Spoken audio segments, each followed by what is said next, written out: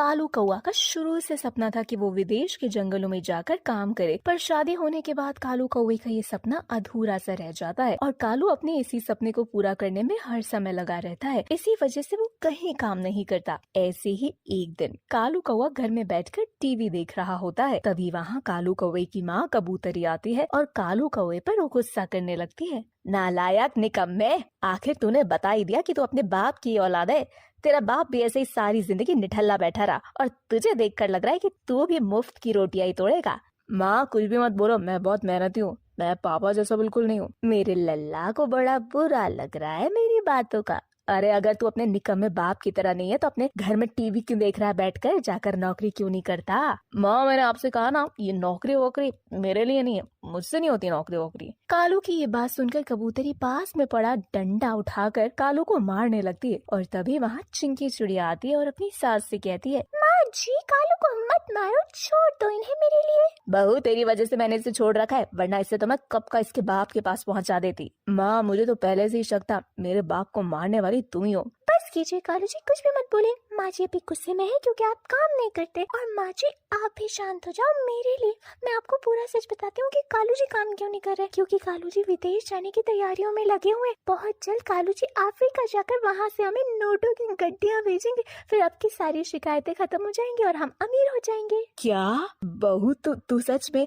कालू क्या चिंकी बहू जो बोल रही है वो सच है? क्या तू सच में विदेश जाने वाला है, वो भी अफ्रीका? और नहीं तो क्या, आपको अपनी बहू पर भरोसा नहीं है क्या? मुझे अपनी बहू पर पूरा भरोसा है, पर तुम दोनों ने ही मुझे बताया ही नहीं। माँ तुम सुनती कहाँ हो मेरी? मुझे तो अब अफ्रीका जाना है, तभी तो मैंने आपसे कहा कि मैं अपने बाप की तरह नहीं हूँ। अब मानती हो ना कि मैं पापा की तरह नालायक नहीं हूँ। अरे बेटा मुझे तो तुझ पर पूरा भरोसा था कि तू एक दिन बहुत बड़ा पक्षी बनेगा। वैसे बेटा अब तू अफ्रीका कब जा रहा है? क्या तेरा वीजा लग गया? हाँ माँ सारा काम हो गया है, 1 से 2 दिन के अंदर मेरी टिकट भी आ जाएगी, फिर आपका बेटा जाएगा अफ्रीका। कालू की ये बात सुनकर कबूतरी और चिंकी चिड़िया बहुत खुश होती हैं। अब इसी तरह से 2 दिन बीत जाते हैं और 2 दिन बाद कालू कौवे की टिकट आ जाती है। टिकट आते ही कालू कौवा जल्दी ही अफ्रीका चला जाता है। कालू को अफ्रीका गए 1 महीना हो चुका था और 1 महीने बाद जब चिंकी चिड़िया के खाते में पैसा आता है तो वो खुशखबरी अपनी सास को सुनाती है। माँ जी ये देखो कालू जी ने अफ्रीका से अपनी पहली सैलरी भेजी है। बहू मुझे तो बड़ी खुशी हो रही है, मेरे बेटे ने जो कहा वो सच करके दिखा दिया। अब बस मेरा बेटा मेरे पास आ जाए जल्दी से। माँ जी अभी कालू जी को गए हुए 1 ही महीना हुआ है, वो 3 साल से पहले नहीं आ पाएंगे। आपको 3 साल इंतजार करना पड़ेगा मेरे साथ।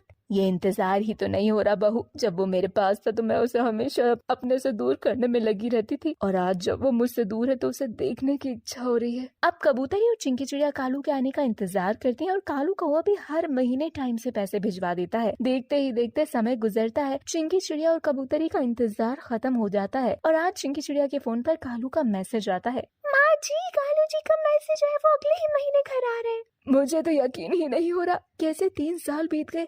अब तो हमारे पास सब कुछ है।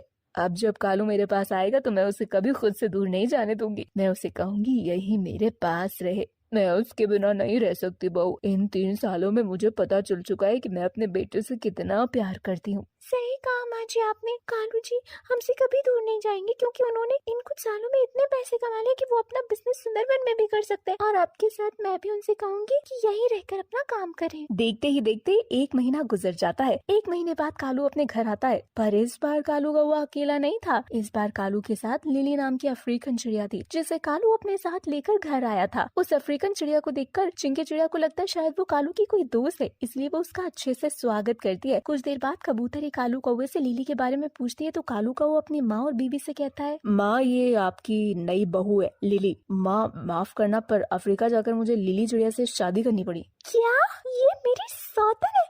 आखिर ऐसी कौन सी मजबूरी आ गई थी आपके पास जो अफ्रीका जाकर आपने शादी कर ली और इतने साल तक मुझे धोखे में रखा? चिंकी मैं अफ्रीका तो चला गया पर मुझे कहीं काम नहीं मिल रहा था, मैं दर दर की ठोकरें खा रहा था। एक दिन तो मैंने ऐसी ठोकर खाई कि मैं हॉस्पिटल पहुंच गया और ठोकर मुझे लिली की गाड़ी से लगी थी। फिर लिली ने मुझे नौकरी दी और पता नहीं कब लिली को मुझसे प्यार हो गया, पर मैंने लिली को अपनाने से मना कर दिया और जब मैंने लिली को अपनाने से मना कर दिया तो उसने खुदकुशी करने की कोशिश करी और जब मैं फिर भी नहीं माना तो उसने मुझे मारने की कोशिश करी। इसीलिए ना चाहते हुए भी भी तुम्हारे और माँ के लिए मुझे लिली से शादी करनी पड़ी। आज इसी के बदौलत हम यहाँ पहुँचे हैं, इसीलिए लिली को अपना लो। आप लोगों के पास अब एक ही रास्ता है, अगर आप लोगों ने मुझे नहीं अपनाया तो I will kill you everyone. मैं वही काम करूंगी जो मैंने 3 साल पहले किया था। Do you understand that? Lily चिड़िया के आते ही अपने ससुराल वालों को धमकी दे देती है। बेचारी कबूतरी और चिंकी चिड़िया तो डर जाती हैं और उसे अपना लेती हैं। अपनाने के बाद आज लिली चिड़िया की पहली रसोई थी, जिसमें लिली चिड़िया नॉनवेज खाना बनाती है। मांसाहारी खाना देखकर चिंकी चिड़िया की तो आंखें फटी की फटी रह जाती हैं और वो लिली चिड़िया से कहती है, अरे मेरी सौतन चिड़िया,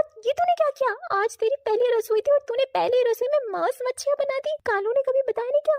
मैं और माँ जी शाकाहारी हैं। अगर उन्हें पता चल गया कि तूने मांसाहारी खाना बनाया तो तेरी धमकी काम नहीं आने वाली। कहीं ऐसा ना हो कि तेरी धमकी तुझ पर ही भारी पड़ जाए। मुझे कहानी में यही बनाना था और जैसा तुम बात बता रही हो वैसा कुछ है तो अब तुम्हें मेरे लिए खाना बनाना होगा ताकि सासू माँ को कुछ पता ना चले और मेरी पहली रसोई भी हो जाए। क्या? मैं क्यों तुम्हारी मदद करूंगी? ये तुम्हारा काम है, तुमने बिगाड़ा तुम खुद करो। पहली रसोई तुम्हारी है ना कि मेरी। चिंकी चिड़िया की बात सुनकर पास में रखा चाकू लिली चिड़िया उठाती है और चिंकी चिड़िया को डराते हुए उसे कहती है, मेरी बात को हल्के में मत लेना मेरी प्यारी सौतन। अरे तुम तो सीरियस हो गई। अब मैं तो मजाक कर रही थी। तुमने जितना भी नॉनवेज बनाया इसे जाकर फेंक दो और मेरे साथ खड़ी हो जाए। पर देखो मैं कैसे खाना बनाती हूँ, तुम्हें अपनी पहली रसोई याद रहेगी। सब बर्तन चाटते रह जाएंगे। अब ना चाहते हुए भी चिंकी चिड़िया को अपनी सौतन की पहली रसोई में मदद करनी पड़ती है, जिसके बाद चिंकी चिड़िया की मेहनत का सारा क्रेडिट लिली चिड़िया ले जाती है। लिली बहू, तू तो बड़ी इंटरेस्टिंग निकली।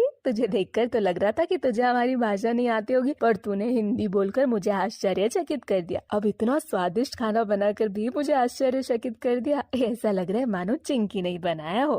सासू माँ, आपने वो कहावत तो सुनी होगी ना, जैसा देश वैसा भेष। आप बस खाने के मजे लो और अब से मैं ही खाना बनाऊंगी। सौतन जी, आपको कोई दिक्कत तो नहीं? नहीं सौतन जी। और इसी तरह से लिली चिड़िया के आने के बाद चिंकी चिड़िया की तो जिंदगी ही बर्बाद हो जाती है।